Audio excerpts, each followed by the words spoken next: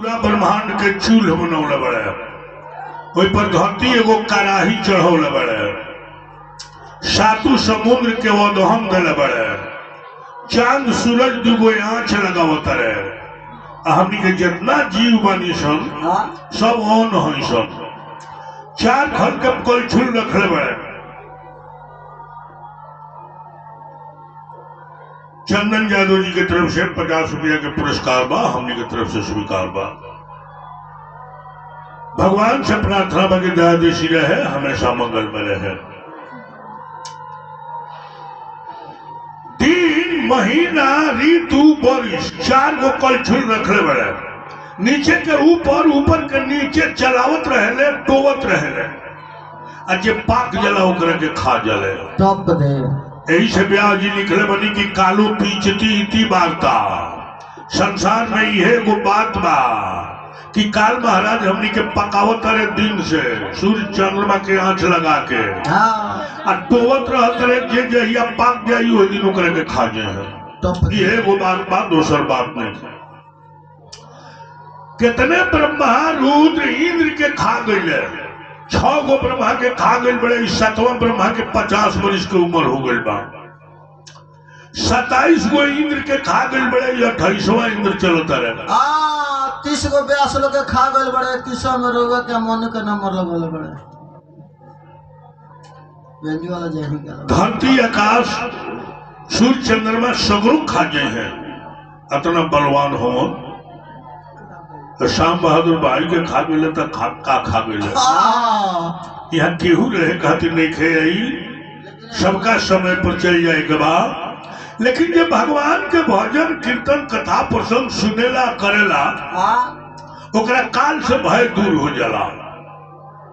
व्यास जी लिखले बने कि हरे नाम हरत पापम ऋणवताम श्रवणम गोचरम। जेकरा कान में भगवान के कथा कीर्तन नाम भजन पड़ जाला, ओकर सब पाप खत्म हो जाला।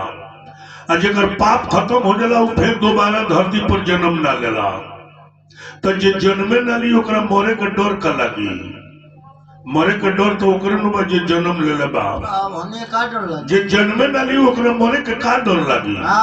ऐसे भगवान के कथा कीर्तन भजन सुने के चाही, करे के चाही, उससे पाप कटेला, फिर दोबारा जन्म ना हो, मरे के डर ना लगे। शास्त्र के आदेश बा कि मरे वाला के नाम पर जो 11 दिन सूतिका चलेला, वो सूतिका भर में रामायण के कथा, महाभारत के कथा, भागवत के कथा, पुराण के कथा सुने के चाहिए। रामायण महाभारत भागवत के कथा पर पितर लोग बड़ा प्रसन्न होला। अब पितर लोग प्रसन्न होला तो मर के जाए वाला आत्मा के शांति मिलेला।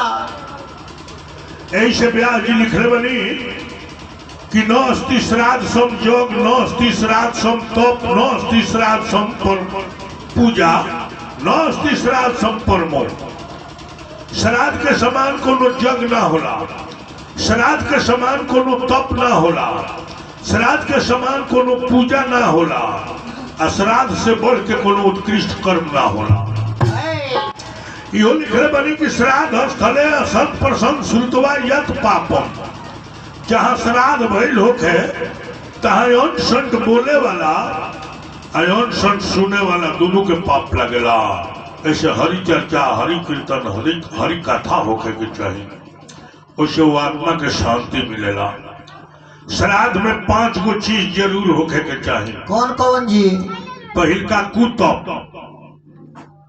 कुतब कहे जाला दोपहर के बाद आ किरण डूबे के पहले सबसे उत्तम बेरा हो।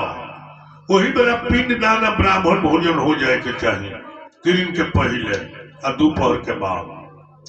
दूसर का तिल, श्राद्ध में तिल के प्रयोग जरूर करे के चाहिए। तिल से पितर लोग बड़ा प्रेम खुश रहेला। तीसर का दुहित। दुहित कहे जाला बेटी के बेटा। बेटी के बेटा के श्राद्ध में जरूर खिलावे के चाहिए। अगर बेटी के बेटा श्राद्ध में खा ले तो 5 गो ब्राह्मण कमो रही तो कोनो चिंता नहीं खेलो। तो हिंगे कम कराई, ये घड़ी पैसों पर नहीं खेलो। चौथा हरि चर्चा जरूर होखे के चाही श्राद्ध में। अब पांचवा परिसवा दिन बरखी जरूर करे के चाही। 5 गो चीज जरूर श्राद्ध में होखे के चाही, लेकिन 5 गो चीज भुलाइयो के ना होखे के चाही। कौन कौन जी? लदैव मदपानो मसलील वचनम श्राद्धे पंचवर्जितम। श्राद्ध के भोजन में लहसुन प्याज या मुरई कभी भुलाइयो के न डाले के ना जी। घरे लहसुन के पोठा डाल देवे के चाही, चलावे के चाही। गंदा गंदा शब्द के उच्चारण न होखे के चाही, शराब के गंध न होखे के चाही। लेकिन हमनी के आइल बनी से हरी चर्चा खातिर, कोई आत्मा के शांति खातिर, अब पीतर लोग के प्रसन्नता खातिर हरि कीर्तन हरि कथा गावे के बाजू आत्मा के शांति मिले। तैयार लोग इनके महाभारत के माध्यम से कुछ हरि चर्चा हरि कीर्तन सुनावल जाए।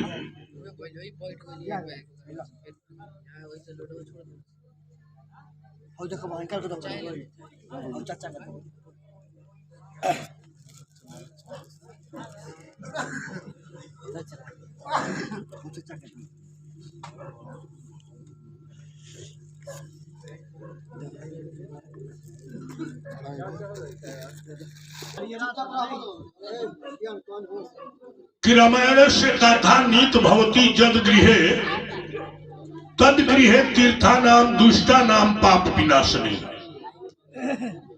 रामायण के कथा जहां होला तहां धरती के सगरो तीर्थ आ जाला, वहां पापी लोग पहुंच जाला, वो लोग के पाप खत्म हो जाला। रामायण से कथा ऋणवताम बदताम पाप विनाशनी। रामायण के कथा कहे वाला सुने वाला दोनों के पाप के हरण कर देला। चली एक समय सब सहित समाज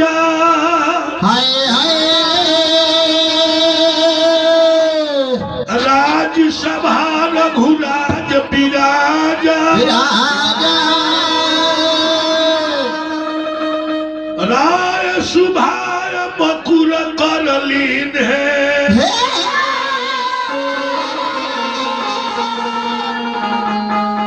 बदन बिलो की मकुट समकी।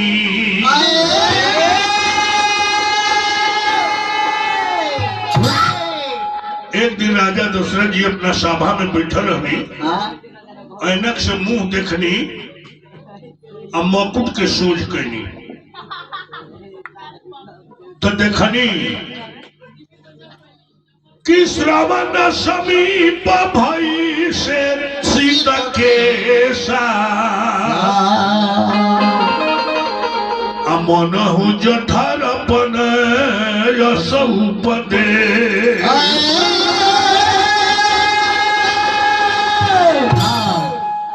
कान के दोनों बगल के केस पाक गई रहे, इसे राजा के बुझाई के हमर बुढ़ारी आ गई बा।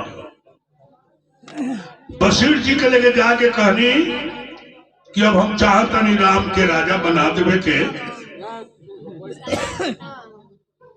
तनी लगन बताई कहिया दिन बा। बशीर जी कहनी कि राम जी के लगन खातिर रोज राम जी के राजगति खातिर रोज लगने बा। बाकी काल चैत के पूर्णिमा हम भूख नक्षत्र बा, ऐसा युग साल भर पर आई, ऐसे काल ही राजगद्दी हो जाओ। राजा के सुनला के देरी रहल,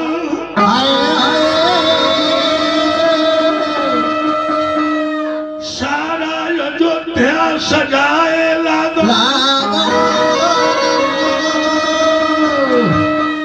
अयोध्या के खुशी देख के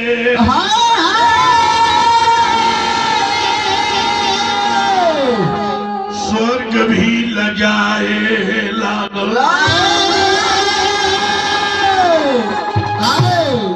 राजा दशरथ जी आदेश दे देने की काल राम जी के राजगद्दी हुई अयोध्या के सजावल जाओ। राम जी के बुलवा के कहनी की बेटा पिताजी काल तरह के राजगद्दी दे, तारा ब्रह्मचर्य रहे के बाद, भूइया सूते के बाद, उपास रहे के बाद। राम जी कहनी कि पिताजी राजगद्दी होला तो हित परीत मीत सबका के बुलावल जला। हमार भाई भरत शत्रुघ्न महर बालू काल हुआ इतना तेजी में राजगद्दी कहे देता नहीं। राजा कहले कि सुन बेटा कहतानी कहीं कहीं पिताजी चिंता में रहतानी। सुनो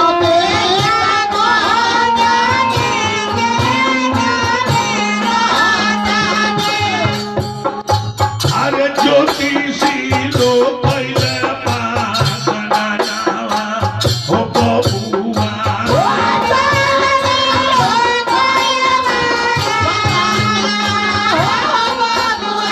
अरे ज्योतिषी लोग पहले पागना नावा हो बबुआ।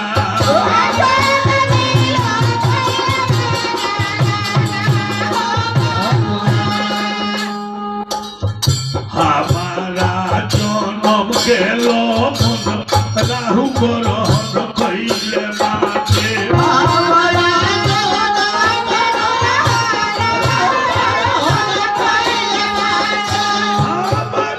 जनम के लोग राहु ग्रहण कैले बाटे।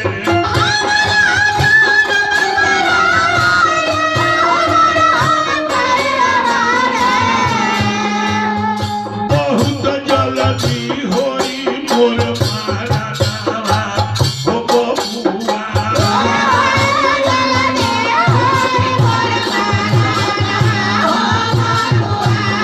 बहुत जल्दी होई मोर मारा नावा हो बबुआ।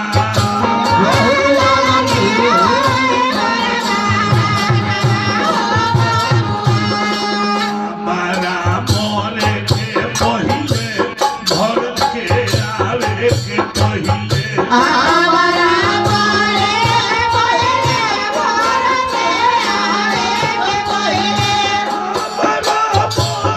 के पहिले भरत के आवे के पहिले।